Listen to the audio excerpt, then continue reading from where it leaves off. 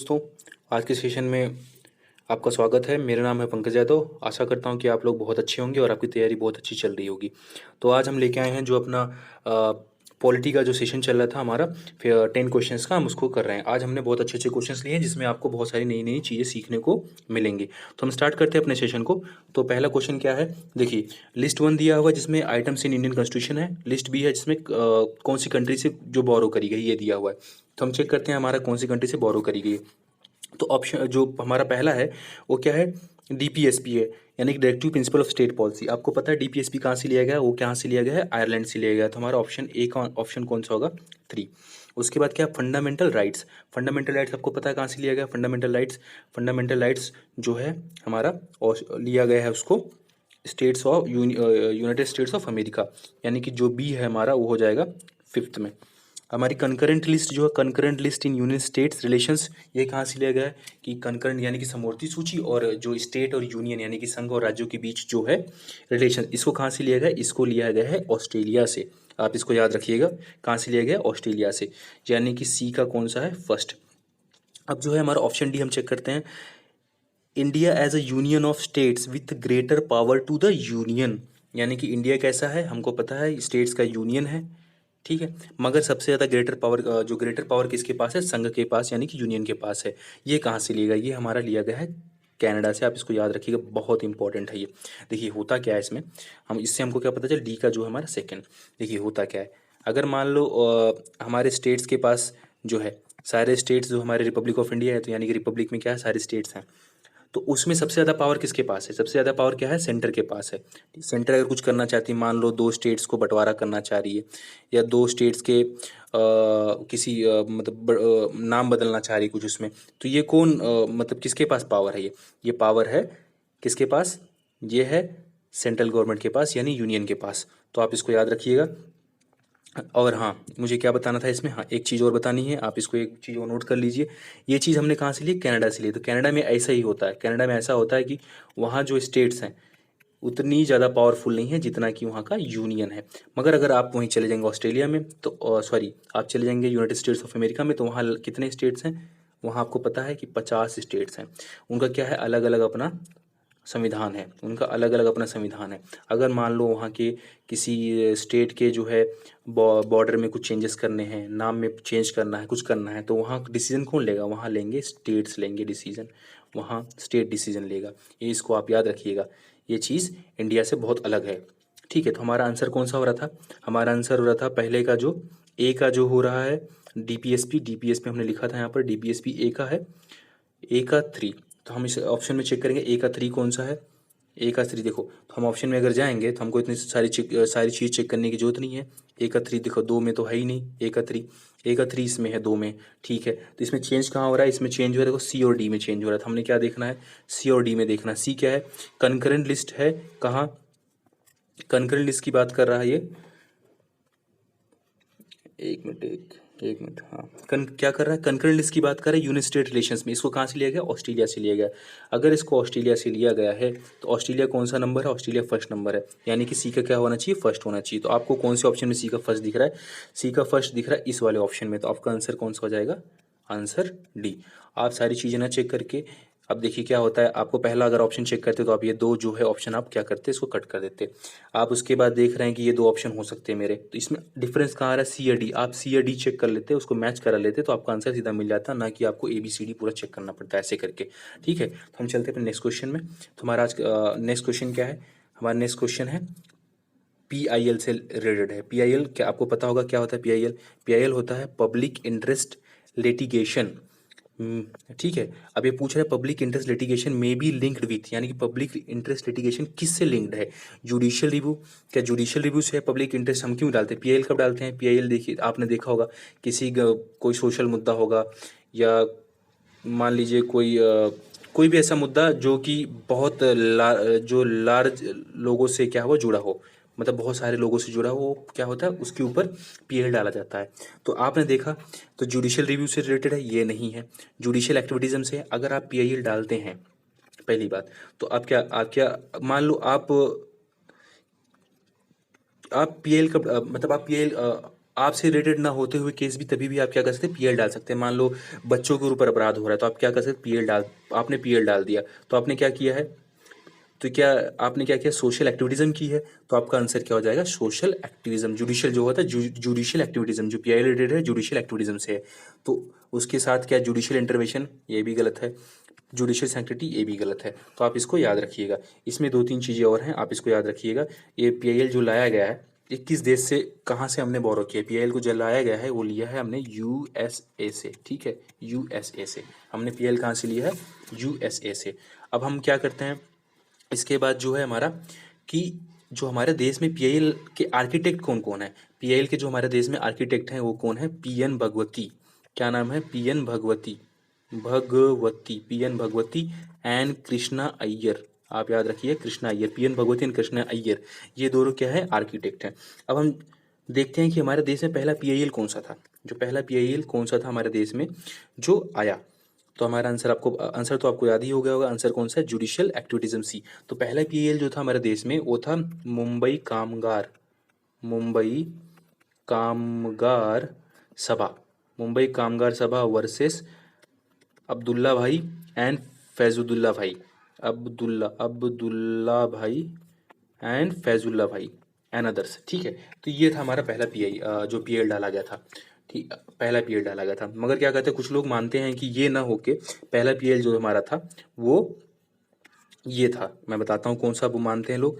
Exam में अगर मान लो ये आ गया तो अब इसको डालिएगा, और अगर ऑप्शन में ओ आ गया, इसके अलावा जो मैं बताने जा रहा हूँ अगर ऑप्शन में आता है तो आप उसका आंसर मार के आगे बढ़ जाएंगे, ठीक है। क्योंकि माना जाता है कि वो, कई बुक्स में दिया हुआ है कि पहला पीआईएल वो है, मगर कहीं कहीं कई बुक्स में दिया हुआ कि पहला पीआईएल ये है, ठीक है। ये 1976 में डाला गया था वो पीआईएल। अब देखिए दूसरा जो पीआईएल मानते हैं कि वो क्या था, हुसैन नारा खातून। क्या नाम था, हुसैन नारा खातून वर्सेस स्टेट ऑफ बिहार, ये था, ये पीएल था। इसमें क्या था कि हुसैन नारा खातून, इनके हस्बैंड क्या थे, जेल में बंद थे उस समय किसी अपराध के लिए, मगर था क्या कि प्रॉब्लम एक्चुअल में हुई कि जेल में बंद थे, मान लो उनको 10 साल की अगर सजा होती उस अपराध के लिए, तो 15 साल की जो है सजा काट चुके थे, ऐसा था केस। तो ऐसे उस समय जो है बिहार की जेल में लगभग जो थे 40,000 ऐसे कैदी थे जो क्या कर सकते, उनको मैक्सिमम जो सजा मिल सकती थी उसको वो काट चुके थे, मगर उनका भी क्या था, केस जो था अंडर ट्रायल चल रहा था, अभी तक उनके केस पे निर्णय नहीं आई थी, ठीक है। तो ये केस जाने के बाद कोर्ट ने क्या किया, इनको देखा कि सारे लोग ये अपनी मैक्सिमम सजा जो मिल सकती थी उसको क्रॉस कर चुके हैं, तो इनको क्या कर दिया, इनको फ्री कर दिया, और इनको क्या किया है, कंपनसेशन भी दिया, इनको कंपनसेशन दिया। तो इसके बाद में कोर्ट ने क्या किया, बोला कि सबको जो है स्पीडी ट्रायल हो, सबके केसेस का स्पीडी ट्रायल हो, ठीक है, स्पीड ट्रायल हो, और लोगों को क्या मिले, जो है जुडिशियल जो है जुडिशियल हेल्प मिले कि सब अपने जो है केसों को लड़ सके। क्यों, प्रॉब्लम क्या हो रही थी इसमें, अब इसमें प्रॉब्लम ये हो रही थी कि जो ये लोग थे बड़े गरीब थे और पढ़े लिखे ज़्यादा नहीं थे, तो इनके पास पैसे नहीं थे, और जो है लॉ का नॉलेज भी नहीं था और पैसे भी नहीं थे, तो ये लोग क्या कर रहे थे, इतने दिनों तक उसमें अटके रह गए केस में। तो ये जो है स्पीड जल्दी से क्या हो, उनका जो ट्रायल हो, और जो है इनको असिस्टेंस मिले किसमें, लॉ में, ठीक है। तो ये चीज़ आई, तो हम याद रखेंगे जुडिशियल रिव्यू, यही इतनी सारी चीज़ें आप क्या करेंगे, इससे रिलेटेड है, आप इसको याद रखेंगे। हम चलते हैं अपने नेक्स्ट क्वेश्चन में। नेक्स्ट क्वेश्चन हमारा है, अरेंज करना है कुछ टर्म्स को जो प्रियम्बल में दिए हुए हैं कौन से ऑर्डर में होंगे, जैसे सोवरिन है, सोशलिस्ट है, सेक्युलर है, डेमोक्रेटिक है, रिपब्लिक है। इसको करने के पहले हम क्या करते हैं, हम अपना प्रियम्बल ही देख लेते हैं, तो आपको क्या हो जाएगा, आसानी से समझ में आ जाएगा। देखिए प्रियम्बल में क्या है, सोवरिन दिया हुआ है, पहले सोशलिस्ट दिया हुआ है, सेक्युलर दिया हुआ है, डेमोक्रेटिक दिया हुआ है, रिपब्लिक, यानी कि इस ऑर्डर में दिया हो। आपसे यही पूछा था कौन से ऑर्डर में, पहला कौन है बाद में कौन है। तो आप क्या करेंगे, देखते हैं हम, सोवरिन, सोशलिस्ट, सेक्युलर, डेमोक्रेटिक और रिपब्लिक। तो हम देखते हैं कौन सा हो सकता है हमारा आंसर। अब हम देखते हैं हमारा इसमें, हाँ यहाँ आते हैं, अब हम ऑप्शंस में चेक करते हैं। तो ऑप्शन में क्या है, sovereign, socialist, secular, democratic, Republic, तो हमारा ऑप्शन ए ही करेक्ट है। तो समझ में आया आपको क्या करना था इसमें, आपको प्रियम्बल में पहला कौन सा जो है वर्ड लिखा हुआ है, किस ऑर्डर में जो है ये सीक्वेंस में जो आपको अरेंज टर्म्स मिलते हैं कौन से ऑर्डर में मिलते हैं, ये क्वेश्चन किया गया है। तो इन द सेम वे हमसे क्या पूछा जा सकता है, हमसे ये पूछा जा सकता है कि ठीक है हमको ये तो हम कर लिए, हमसे पूछा था जस्टिस है, लिबर्टी है, इक्वलिटी है, फ्रेटर्निटी है, ये कौन से ऑर्डर में आएगा, ये भी आपसे एग्जाम में पूछा जा चुका है। तो आप क्या याद रखेंगे, जस्टिस पहले आता है, लिबर्टी उसके सेकंड, इक्वलिटी थर्ड और फ्रेटर्निटी फोर्थ। आप इस चीज़ों को याद रखेंगे। आप इसलिए मैंने डाल दिया कि आप एक बार देखेंगे तो आपको याद हो जाएगा। हम चलते हैं नेक्स्ट क्वेश्चन में। हमारा नेक्स्ट क्वेश्चन क्या है, हमारे नेक्स्ट क्वेश्चन है कि कौन सा जो ये पेयर दिया हुआ उसमें से कौन सा एक करेक्ट क्या है, नहीं है, कौन सा मैच नहीं करता पेयर में से। तो पहला क्या था, equality before law. Equality before law हमको क्या था, guarantee to both citizens and non citizens. देखिए ये तो करेक्ट है। इक्वलिटी बिफोर लॉ क्या होता है कि मान लीजिए मतलब जो है लॉ के समक्ष सब एक जैसे बराबर हैं, इक्वल लॉ सबके ऊपर लगेगा। मान लीजिए मुकेश अंबानी है और मैं हूँ, तो मुकेश अंबानी के लिए अगर कोई नया कानून, कोई अपराध हम दोनों ने एक समान किया है, तो क्या उनके लिए कोई नया कानून लगेगा या मुझसे कुछ अलग कानून लगेगा? ऐसा नहीं है। जो अगर मैंने हम दोनों ने सेम अपराध किया है तो मेरे ऊपर जो कानून चलेगा उनके ऊपर भी वही क्या करेगा, कानून लगेगा, उनको भी सेम सजा मिलेगी। ठीक है। तो और इसमें क्या होता है, जैसे गारंटी क्या करता है, ये गारंटी ये करता है कि मान लो आप तो सिटीजन ऑफ इंडिया हो, कि जो बाहर से फॉरेन कंट्री से कोई सिटीजन है, दूसरे देश का सिटीजन है, उसके ऊपर भी क्या हो, इक्वलिटी बिफोर लॉ लगता है। ठीक है। तो ये क्या है, ऑप्शन करेक्ट है। अब देखिए ऑप्शन बी क्या है हमारा, सेकंड क्या है, altering the name of the state. ये किसके बता रहा है, पावर ऑफ स्टेट लेजिस्लेचर। आपको मैंने क्या बताया था, अगर आपको क्या करना है, स्टेट के नाम में अल्टर करना है, कुछ चेंज करना है, उसके नया स्टेट बनाना है, ये किसके पास पावर है, ये सब पावर किसके पास है, ये होता है पार्लियामेंट का पावर होता है। ठीक है, आप याद रखेंगे पार्लियामेंट के पास पावर होता है। तो इसमें क्या देखा, पावर स्टेट लेजिस्लेचर, यानी कि ये क्या है हमारा गलत है। आपको समझ में आ गया। अब हम देखते हैं अगला, क्रिएटिंग ए न्यू स्टेट। अभी मैंने बताया क्रिएट ए न्यू स्टेट किसके पास होता है, पावर ऑफ पार्लियामेंट। ये हमारा क्या सही है। Equality of opportunity in public employment, यानी कि पब्लिक एम्प्लॉयमेंट अगर है, मान लो एक सरकारी नौकरी आती है तो उसमें सबको एक इक्वल अपॉर्चुनिटी मिलेगी, ये बोल रहा है। तो किसके लिए है, guarantee only to the Indian citizen. सही बात है। कैसे, मान लो आप इंडियन सिटीजन हो, आप पूरे देश में कहीं जाते हो, आपको पब्लिक एम्प्लॉयमेंट में इक्वल अपॉर्चुनिटी मिलेगी, आप कहीं किसी देश के किसी भी कोने में जाइए। ठीक है। मगर एक फॉरेनर आता है जो यहाँ का सिटीजन नहीं है, यहाँ का सिटीजन नहीं है, और उसको हम क्या इक्वल अपॉर्चुनिटी देते हैं इस सब में, तो उसको इक्वल अपॉर्चुनिटी नहीं मिलेगी। यानी कि हमारा ऑप्शन क्या है, ये सही है। तो हमारा जो मैच नहीं कर रहा है वो कौन सा है, ये है altering the name of state, जो किससे रिलेटेड होता है, किसके पास पावर होती है, पावर ऑफ पार्लियामेंट होती है, ना कि स्टेट लेजिस्लेचर की पावर होती है। आपको समझ में आ गया होगा। हम चलते हैं अपने अगले क्वेश्चन में। अब देखिए ये बहुत अच्छा क्वेश्चन है, आप इसको याद रखिएगा। अगर इसमें डिटेल में बताना होगा तो मैं एक नई वीडियो बनाऊंगा, क्योंकि बहुत सारी चीज़ इसमें है। देखिए फंडामेंटल ड्यूटीज़, आपको पता है फंडामेंटल ड्यूटीज़ किससे मैच करेगा, लिस्ट 1 लिस्ट 2 दी है। फंडामेंटल ड्यूटीज़ हमारी मैच करेगी 42nd कॉन्स्टिट्यूशनल अमेंडमेंट। हमको पता है 42nd कॉन्स्टिट्यूशनल में 1976 के साथ हमने क्या किया, फंडामेंटल जो ड्यूटीज़ को जोड़ा है। आपको पता होगा फंडामेंटल, हाँ, और किसकी रिकमेंडेशन पे, यह रिकमेंडेशन थी किसकी, स्वर्ण सिंह कमेटी की। स्वर्ण सिंह जो कमेटी थी उसके रिकमेंडेशन पे हमने क्या किया, 42nd कॉन्स्टिट्यूशनल अमेंडमेंट में 1976 में फंडामेंटल ड्यूटीज को जोड़ा है। तो पहले कितनी ड्यूटीज थी, 10 ड्यूटी थी। अब कितनी ड्यूटी हो गई है, फंडामेंटल ड्यूटीज हमारी 11 हो गई हैं। ठीक है, आप इसको भी याद रखेंगे। पहले जब जोड़ा गया था 10 थी, उसके बाद क्या हुआ, 11। 11वीं कब हुई, 2002 में जो है राइट टू एजुकेशन RTE ये जोड़ा गया। यानी कि जो है 6 से लेके 14 साल तक के जो बच्चे हैं उनको उनके माता पिता, ठीक है, ऐसा उपबंध करेंगे कि वो जाके पढ़ाई करें, यानी कि उनको पढ़ाई करवाएं। ये RTE जो राइट टू एजुकेशन में ये जो है 2002 में जोड़ा गया। आप इसको याद रखेंगे। हमारा जो है 11th जो है ड्यूटी है, फंडामेंटल ड्यूटी। नेक्स्ट क्या है हमारा, parliament can amend fundamental rights. देखिए parliament can amend fundamental rights, ये है केशवानंद भारती केस से जुड़ा हुआ है। कैसे, इसके पहले जो था पार्लियामेंट जो है इसके पहले गोलकनाथ केस में क्या बताया गया था कि पार्लियामेंट जो है फंडामेंटल ड्यूटीज को क्या अमेंड नहीं कर सकती। मगर उसके बाद में जो उसमें की गवर्नमेंट थी, पार्लियामेंट थी, 24 और 25th अमेंडमेंट लेके आए। उसमें उन्होंने क्या कर दिया कि उसमें बता दिया कि हम जो है अगर हमको डायरेक्टिव प्रिंसिपल स्टेट पॉलिसी या सोशलिस्ट कोई रिफॉर्म लाना है तो हम क्या कर सकते हैं, फंडामेंटल ड्यूटीज़ को रिफॉर्म कर सकते हैं, उसमें क्या कर सकते हैं, अमेंडमेंट कर सकते हैं।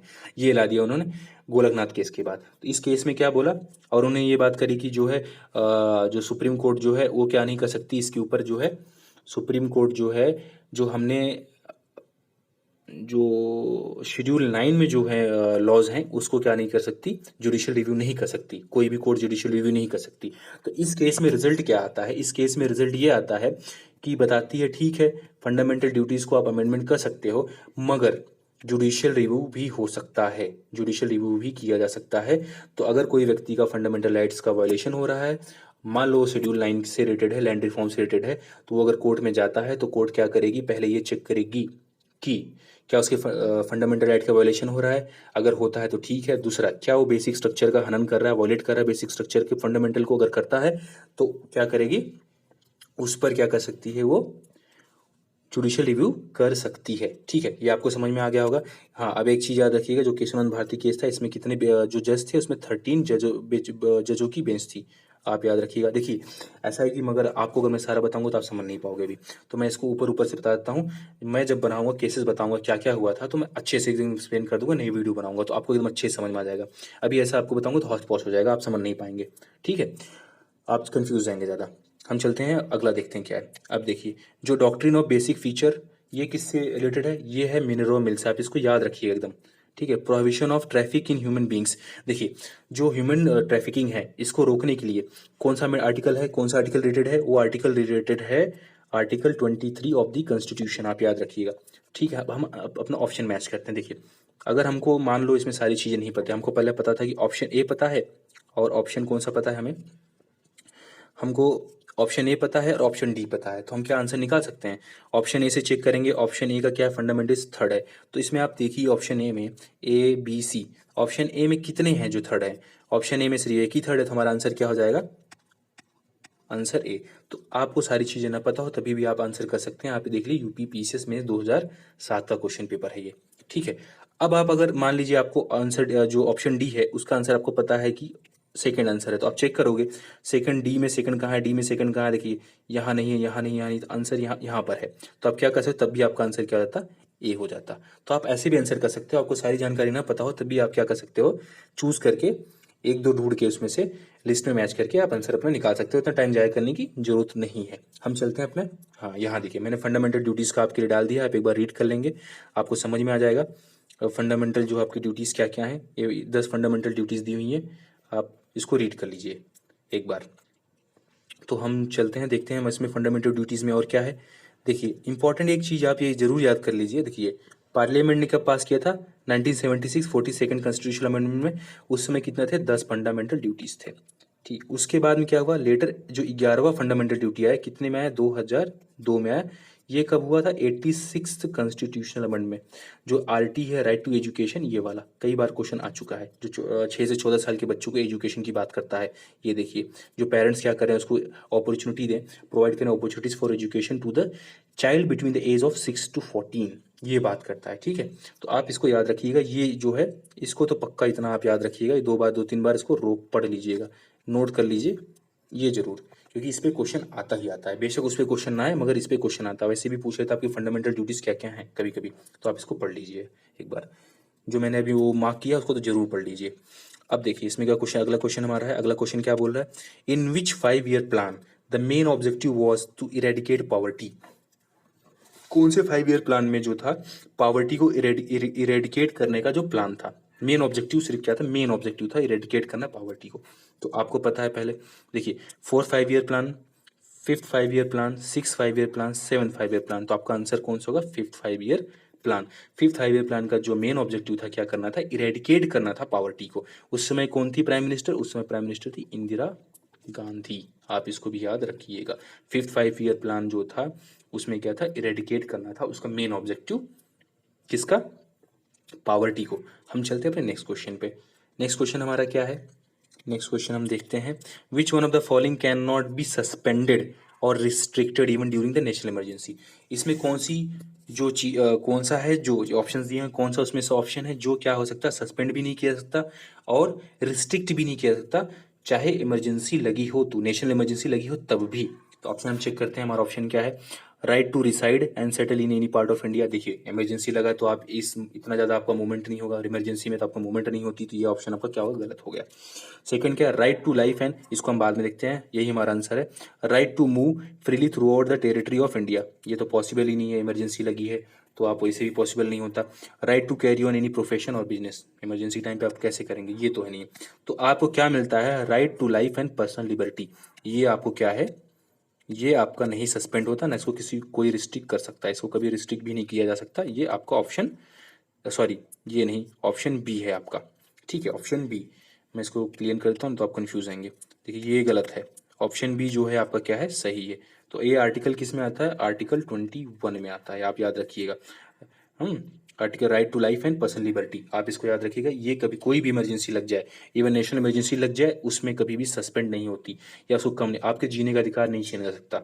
ठीक है, आपकी पर्सनल जो लाइफ है उसको नहीं छीना जा सकता, तो ये कभी सस्पेंड नहीं होता। हम चलते हैं अपने नेक्स्ट क्वेश्चन पे। कई बार क्वेश्चन पूछा जा चुका है, इसलिए आप इसको जरूर याद रखिएगा। Right to liberty, right to life and life right to liberty, ये आपसे कभी नहीं छीना जा सकता, चाहे कुछ भी लग जाए, कोई भी इमरजेंसी लग जाए। ठीक है, अगला क्वेश्चन में क्या है, द रिकमेंडेशन ऑफ सरकारी कमीशन रिलेटेड टू। आपसे ये पूछ रहा है कि जो सरकारी कमीशन का जो कमीशन था वो किससे रिलेटेड था। तो क्या है, distribution of revenue, power and function of the president of India, या मेंबरशिप ऑफ पार्लियामेंट, इससे रिलेटेड था, या सेंटर स्टेट के बीच के रिलेशन के बीच में था, सेंटर स्टेट रिलेशन से। तो आप एकदम याद रखिएगा, कई बार क्वेश्चन आ चुका है, बहुत सारे एग्जाम में आ चुका है, जो सरकारी कमीशन है ये जो किससे रिलेटेड है, ये जो है सेंटर स्टेट के बीच के रिलेशन से क्या है, संबंधित है, रिलेटेड है। आप एकदम याद रखिएगा इसको, सरकारी commission related to centre state relations. इसमें क्या हुआ, इन्होंने जो रिपोर्ट में आई, इन्होंने बोला कि सेंटर को मजबूत होना चाहिए स्टेट से। क्यों, क्योंकि यूनिटी बनी रहेगी। ठीक है, यूनिटी बनाए रखने के लिए एक स्ट्रॉन्ग सेंटर का होना जरूरी है, सरकारी कमीशन का जो आया था ये। ठीक है, तो आप क्या याद रखेंगे, जो है सरकारी कमीशन क्या था, सेंटर स्टेट रिलेशन के, सेंटर और स्टेट के रिलेशन के बीच से रिलेटेड है। ठीक है, हम चलते हैं अपने नेक्स्ट क्वेश्चन में। हमारा नेक्स्ट क्वेश्चन क्या है, नेक्स्ट क्वेश्चन हमारा, which article of the constitution permits the Supreme Court to review its own judgement और ऑर्डर। अब ये बोल रहा है कि कौन सा आर्टिकल वो आर्टिकल है जो कॉन्स्टिट्यूशन को, ऑफ द कॉन्स्टिट्यूशन, कॉन्स्टिट्यूशन का कौन सा आर्टिकल जो सुप्रीम कोर्ट को परमिट करता है कि जो उसने डिसीजंस दिए हैं, जो ऑर्डर दिया है, उसको क्या कर ले, रिव्यू करे, उसका उसका रिव्यू करे। तो अब हमको आर्टिकल क्या दे रखा है, देखिए आर्टिकल 137, आर्टिकल 138, 138, आर्टिकल 139, आर्टिकल 140।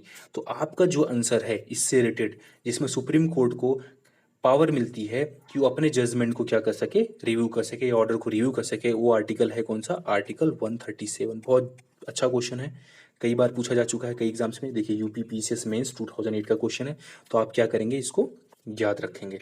हम चलते हैं अपने नेक्स्ट क्वेश्चन में। हमारा नेक्स्ट क्वेश्चन क्या है, अब देखिए ये क्वेश्चन हमारा क्या है, when was the anti defection act was passed, जनवरी 17 1985, फरवरी 15 फरवरी 1985, 30 मार्च 1985, या अप्रैल 21 1985। तो ये कब पास हुआ था, ये पास हुआ था 15 फरवरी 1985 को पास हुआ था। अब देखिए इसमें हुआ क्या था, एंटी डिफेक्शन लॉ में क्या होता है, एंटी डिफेक्शन लॉ में मान लो एक पार्टी है, ये पार्टी है और एक पार्टी बी है। मान लो आप चुनाव से जीत के आ गए, लोकसभा या राज्यसभा जो भी चुनाव हुआ, आप चुनाव एमपी एमएलए जो भी है, आप जीत के आते हैं। जीतने के बाद आप क्या करते हैं, इस पार्टी से इस पार्टी में भाग जाते हैं फायदे के लिए। इस पार्टी से कोई बंदा इधर भाग रहा है, कोई इधर भाग रहा है, ऐसे काम चल रहा है। तो इसको रोकने के लिए लाया गया एंटी डिफेक्शन लॉ। तो हुआ क्या कि जब हमारी कोalition गवर्नमेंट स्टार्ट हुई, तो उस समय एक थे हरियाणा के गयाराम, उनका नाम था, मैं क्लीन करता हूँ तब आपको एकदम प्रॉपरली समझ में आएगा इनकी कहानी गयाराम की। आपने सुना होगा आयाराम गयाराम, आज को आपको पता चलेगा आयाराम गयाराम कहाँ से आया। ठीक है, तो थे कौन से, हरियाणा के एक विधायक थे गयाराम, उनका नाम था गया राम। ठीक है, इन्होंने क्या किया, एक दिन में 3 पार्टी चेंज कर दी। कितनी, एक डे में 3 पार्टी चेंज कर दी। उसके बाद जो फ्रेज आप सुनते हैं आया राम गया राम, ये यहीं से आया हुआ है, कहावत जो सुनते हैं आया राम गया, इसी बात। उसके बाद क्या हुआ, उस समय लगभग लगभग जो है एमएलए एमपी से लगभग लगभग 200 कुछ एमएलएज और एमपीज, लगभग कितना 2000 कुछ समथिंग 1400 1500 एमपीज ने क्या किया, सॉरी एमएलएज ने जो है पार्टी चेंज करी। ये सब चल रहा था। उसके बाद जो है 1985 में आती है राजीव गांधी की गवर्नमेंट, कांग्रेस जीत के आती है मेजोरिटी में, और वो लाती है एंटी डिफेक्शन लॉ। इसके बाद एंटी डिफेक्शन लॉ आया कब, फरवरी 15 1985 में। इसकी वजह से आया एंटी डिफेक्शन लॉ। और एंटी डिफेक्शन लॉ में क्या कर दिया, आप मगर पार्टी से अगर जीत के आते हो, दूसरी पार्टी में जाते हो, तो उसके लिए कुछ कानून बना दिए गए कि ऐसा होगा तो आपका क्या होगा, मेंबरशिप जो है खत्म हो जाएगी। ठीक है। देखिए, बहुत डिटेल में नहीं जा पाएंगे, अगर जाएंगे तो बहुत आपको थोड़ा हौस-पौस होगा। जब हम एंटी डिफेक्शन का एक वीडियो बना देंगे, उसमें आपको बहुत अच्छे से समझ में आएगा, क्योंकि आधे घंटे की वीडियो होगी एक्सप्लेनेशन के साथ में, तो आपको ढंग से समझ में आएगा।